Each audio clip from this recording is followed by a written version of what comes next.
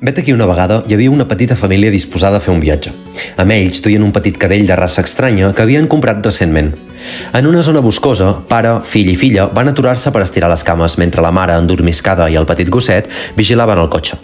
De cop i volta, una papallona va entrar al vehicle cridant així l'atenció de l'animalet, fent-lo caure a la carretera.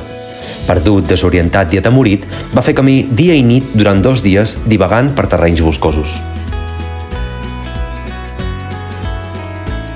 De sobte, enmig d'un camí, va ser que en Llisot, un camperol que conduïa un gran vehicle, va trobar l'animal deshidratat i visiblement perdut, així que va decidir endur-se a la casa i cuidar-lo personalment. Donada la capacitat de l'animal per enflairar els rovellons, va decidir anomenar-lo així mateix, Rovelló. En arribar a la masia, va presentar-los a la tia Nyera i a l'arròs, així com a la Sanda, una gossa negra, i el seu fillet mullat. Amb aquest, de seguida es van avenir i van establir bona relació. Amb la Sanda va costar una mica més, però van acabar sent amics inseparables tots tres. Van arribar a caçar junts i a viure moltes aventures que van fer créixer i madurar en Rovelló. De fet, quan va créixer, es van adonar que era un gos amb una capacitat especial. Sabia fer tombarelles. En Rovelló pertanyia a una raça utilitzada en espectacles de circ. Es deia que aquests gossos tenien una gran agilitat i així ho va demostrar en Rovelló. En fer una tombarella, va deixar bocabadats a l'arròs i a la tia Nyera. Després de moltes revoltes i aventures, la relació d'en Rovelló i el seu amo Llisot havia canviat una mica. Ell ja no li feia tant de cas. Una tarda, l'avispat gos va sentir sorolls de festa i rebombori.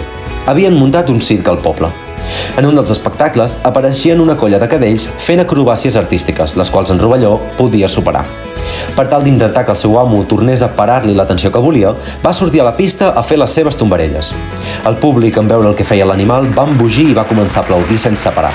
El domador de gossos va veure que en Rovelló era un gos especial amb un talent únic. Per això el va segrestar, el va lligar i el va domar, de manera que en Rovelló només rebia menjar si feia els seus trucs. En una d'aquestes, un dels homes que actuava en un número de força en el circ va ensopegar borratxo amb en Rovelló i va intentar ferir-lo. Gràcies a un artista del mateix circ que el va deslligar, va ser que va poder fugir del malvat home.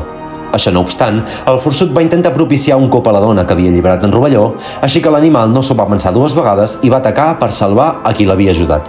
Tan bon punt va poder, en Rovelló va emprendre una correguda durant dies i nits per tal de retrobar-se a la masia amb els seus.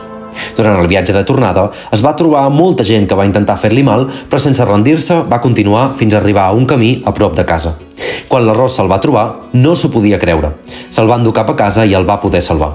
I així és com la família va quedar unida de nou.